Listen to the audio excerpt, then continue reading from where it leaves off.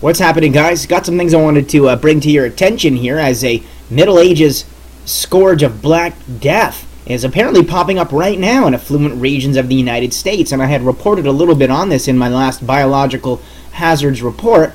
However, I'll read the article here for you, as it says, although the plague is typically considered a remnant of the Middle Ages, when unsanitary conditions and rodent infestations prevailed amid the squalor of poverty, this rare but deadly disease appears to be spreading through wealthier communities in New Mexico, researchers report. Why the plague is popping up in affluent neighborhoods isn't completely clear, the experts added.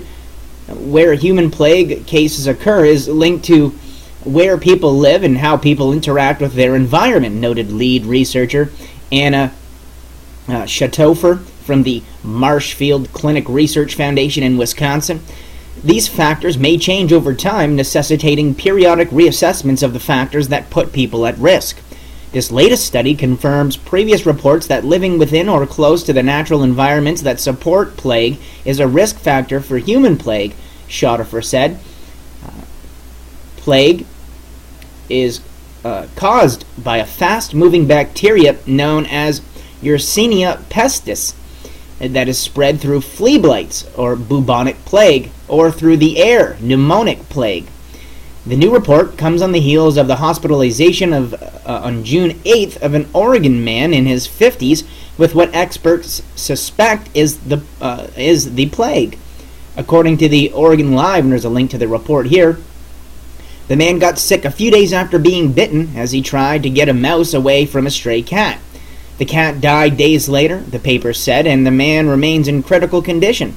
For the new study, published in the July issue of Emerging Infectious Diseases, the researchers used U.S. Census Bureau data to pinpoint the location of socioeconomic status of plague patients. About 11 cases of plague a year have occurred in the United States since 1976, with most cases found in New Mexico. Plague has also been reported in a handful of other states, although many cases were in areas where the habitat supports rodents and fleas. The researchers also found cases occurring in more upper-class neighborhoods. In the 1980s, most cases occurred where housing conditions were poor, but more recently cases have been reported in affluent areas of Santa Fe and Albuquerque, the investigators found. The shift from poorer to more affluent regions of New Mexico was a surprise and suggests that homeowners in these newly developed areas should be educated about the risks of plague, Schatofer said. She also noted that these more affluent areas where plague occurred were regions where new housing developments had been built in habitats that support the wild reservoirs of plague, which include ground squirrels and wood rats. Bubonic plague starts with painful swellings of the lymph nodes, which appear in the armpits, legs, neck, or groin. Buboes or the painful swellings are at first a red color, then they turn a dark purple color or black. Pneumonic plague starts by infecting the lungs.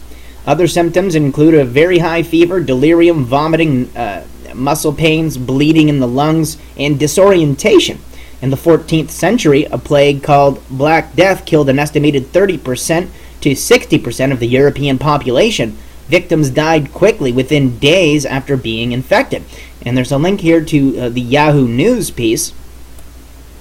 And in one of my previous biological hazard reports, I had reported on the epidemic hazard in the state of Oregon, which this article was referring to, in which the man was trying to get a mouse away from a cat. And as we see here, he had come in contact with the mouse, and the mouse bit him, and so forth. And, you know, it's been confirmed as the bubonic plague. However, we do have a situation update here that I'm going to click. And it reads, health officials believe that a man in a Bend hospital is likely to be suffering from the infamous Black Death plague. The unidentified man, who is in his 50s, fell ill several days after he was bitten on the hand while trying to pull a mouse away from a stray cat on June 2nd. Doctors at St. Charles Medical Center Bend told the Oregonian newspaper. Officials are still looking to confirm whether the man is indeed suffering from septicemic plague. a disease that allows bacteria to spread throughout the bloodstream. But Karen Yeargain, the county health department's communicable disease coordinator, told the Oregon paper that the man had all the symptoms that were related to the disease. The symptoms included abdominal pain, bleeding mouth, nose, anus, and dying tissue. Plague is an infectious disease that affects animals and humans. It is caused by the bacterium Yersinia pestis. As we had heard in the previous article, the bacterium is found in rodents and their fleas and occurs in many areas of the world, including the United States, according to the Centers for Disease Control and Prevention. So I'll link you up to that report, and we also have another report of this that came across today on the RSOE, Emergency Disaster and Information Service, and it's in the city of Taos, in the Valverde Street and Town Hall Drive area over in the state of New Mexico. So we'll go ahead, we'll click the description here, and you can see that they made an error in the spelling here, but it's supposed to be Plague, because it's the plague, and it's highest biohazard level rating here, hazardous. As it says, the New Mexico Department of Health is reporting a case of plague in a cat that lives in the city of Taos. Officials think the cat was most likely infected when hunting rodents and prairie dogs in Sunset Park near the intersection of Valverde Street and Town Hall Drive. A second cat from the same area was brought into a local veterinarian this week with signs consistent with plague.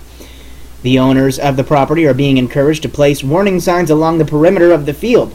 Plague cases in pets serve as a warning that there is a plague activity in rabbits, rodents, and their fleas in the area, said Department of Health Cabinet Secretary Dr. Catherine Torres. She encourages everyone to follow simple prevention recommendations to keep themselves, their families, and pets safe.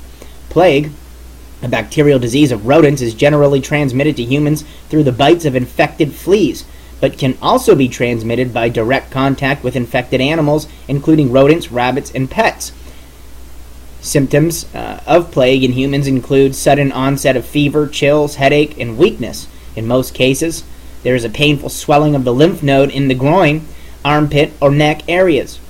Plague symptoms in cats and dogs are fever, lethargy, and loss of appetite. There may be a swelling in the lymph node under the jaw. With prompt diagnosis and appropriate antibiotic treatment, the fatality rate in people and pets can be greatly reduced. So if you're in these areas, be aware. I'll link you up to it so you can click situation updates and so forth. But I just wanted to give you guys a heads up, especially the people in these areas. So much love, my friends, and God bless and stay safe.